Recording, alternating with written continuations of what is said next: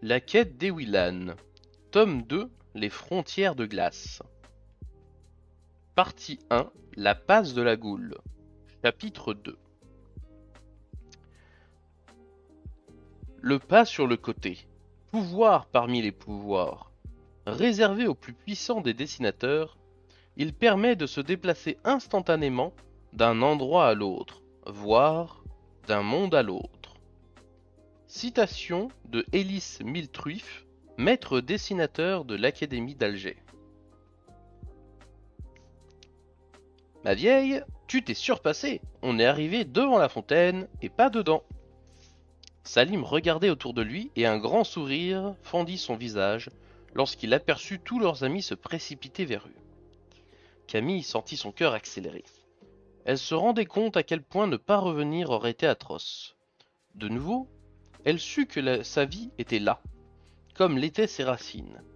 Elle eut une pensée pour son frère qui avait choisi Paris.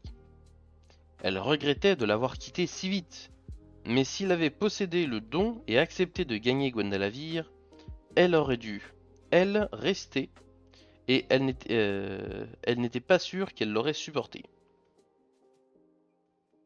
Ewilan, Salim, nous sommes heureux de vous revoir, déclara Edwin. Les autres se tenaient autour de lui, les yeux brillants et le visage empreint d'une joie sincère. Une vague de bonheur déferla sur Camille. Dwom Nilherg avait tout de même l'air soucieux. « Que s'est-il passé, Ewilan » demanda-t-il. « Tu n'as pas trouvé Akiro ?»« Je l'ai trouvé, » répondit-elle laconique. « Et alors, qu'est-il arrivé? Où est-il? As-tu reçu mon message ?» Le vieil analyste la mitraillait de questions sans attendre ses réponses, et Elana éclata de rire. « Je suis certaine, lança-t-elle, que ces deux jeunes gens préféraient nous raconter leur histoire à Londres, si possible, avec une boisson fraîche à la main. » Elle se retourna vers Artie Valpierre qui se tenait en retrait. Le rêveur venait d'assister à l'arrivée de Camille et de Salim, et avait des difficultés à admettre ce qu'il avait vu. « Pourriez-vous nous procurer à boire ?» lui demanda la jeune femme. Elle lui avait parlé comme d'habitude en le regardant droit dans les yeux, et Artie comme d'habitude sans pourpras. Bien sûr, bafouilla-t-il, je m'en occupe. » Il s'éloigna précipitamment et Elana sourit. Elle était toujours stupéfaite de l'effet d'un simple regard sur certains hommes. « Elle a raison, » déclara Edwin. « Quoi qu'ils aient à relater, nous pouvons entendre qu'ils soient désaltérés. »« C'est vrai que j'ai soif, » constata Camille, « mais j'ai surtout sommeil et je meurs d'envie de me laver. » Elana poussa Edwin et prit Camille par les épaules. « Vous êtes un tas de grosses brutes, lança-t-elle aux hommes. Interdiction de parler à cette jeune demoiselle tant qu'elle n'aura pas récupéré. Pleine de sollicitude, elle la soutint jusqu'à la murette ombragée où Maître Duhomme était assis quelques minutes plus tôt. « Et moi » protesta Salim, « je suis fatigué aussi. » Bjorn attrapa le garçon et le broya entre ses bras. « Je suis là » s'exclama-t-il, « je vais m'occuper de toi. »« C'est bon, Bjorn » réussit à articuler Salim. « Je crois finalement que je vais me débrouiller seul. » Le chevalier n'entendait pas de cette oreille. « Il n'en est pas question, ce n'est que justice que tu bénéficies...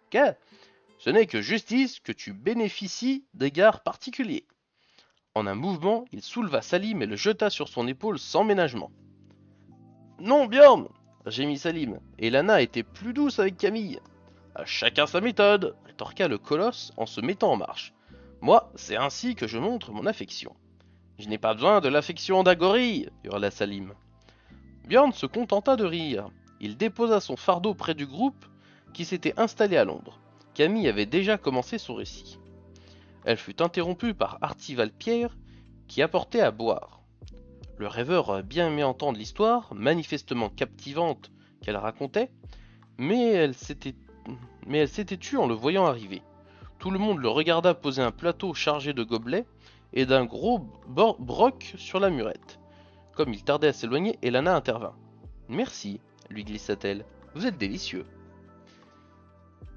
Salim, étonné, regarda le rêveur écarlate s'enfuir quasiment en courant. « Je suis sûr, lança-t-il à Bjorn, que personne ne t'a jamais dit que tu étais délicieux. Et tu sais pourquoi ?» Sans attendre de réponse, il continua. « Parce que tu es tout sauf délicieux. » Le chevalier lui donna une bourrade qui l'envoya promener à 2 mètres de là.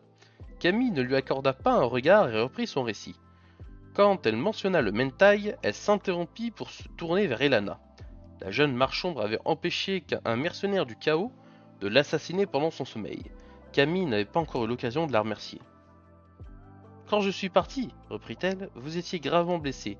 Je n'oublierai jamais votre geste. Je suis trop jeune pour prêter un serment comme celui qui vous lie à Edwin, mais je veux que vous sachiez que tant que je vivrai, vous aurez une alliée. Elana sourit en hochant la tête. Bien parlé, Willan, approuva Edwin. Vos aventures maintenant, nous mourrons d'impatience d'entendre la suite.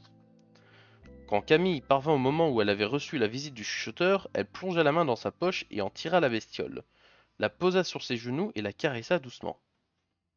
Tiens, c'est curieux, remarqua Maître Duhomme. Il est resté avec toi.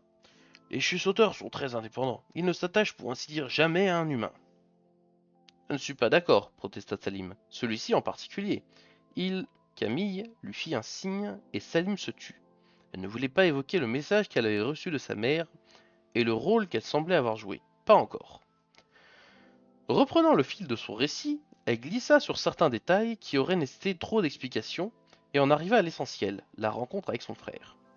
Duhomme Nilherg écouta attentivement, puis haussa les sourcils.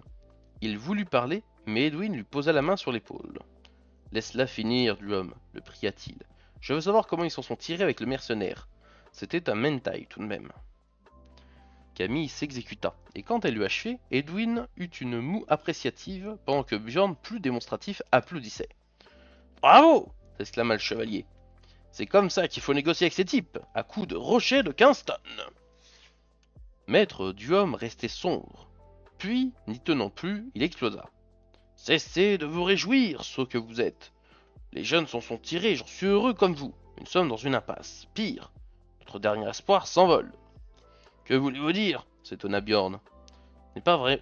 Tu n'es vraiment qu'un ours coiffé d'une casserole, s'exclama le vieil analyste. Je te rappelle que la survie de l'Empire passe par une intervention, si possible rapide, des sentinelles. Or, celles-ci sont prisonnières, pétrifiées et privées de leur pouvoir. Ce n'est pas pour rien qu'on les appelle les figés. Si Akiro ne possède pas le don, qui donc va les éveiller ?» Dans un silence pesant, ils se tournèrent tous vers Camille. Elle leur renvoya un pâle sourire. « Moi » affirma-t-elle. « Mais tu... » commença Maître Duhomme. « Il n'y a pas d'autre possibilité, » le coupa Camille. « Vous l'avez dit vous-même, la situation est dramatique. Cette mission est délicate, certainement dangereuse. Mais je suis, semble-t-il, la seule à pouvoir intervenir. J'irai éveiller les figés. » Et Willan a raison, trancha Edwin, d'une voix qui ne souffrait aucune réplique. « Elle peut le faire et elle le fera. Nous serons là pour l'aider. » Le vieil analyste ouvrit la bouche, mais face au coup d'œil que lui jeta Edwin, il opta pour un silence. « La petite peut le faire, je le sais, et si quelqu'un se met au travers de sa route, nous ferons le ménage. » Maniel venait de prononcer sa plus longue phrase depuis le début du voyage.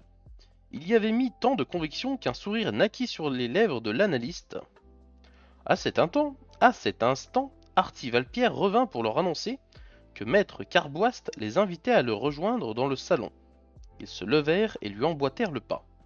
Au moment de franchir la porte d'Ondiane, Salim attrapa le bras de Bjorn. « Je suis émerveillé par la finesse d'observation de Maître Duhomme, murmura-t-il. Un ours coiffé d'une casserole, quelle description parfaite !» Un grand coup de pied aux fesses le propulsa à l'intérieur.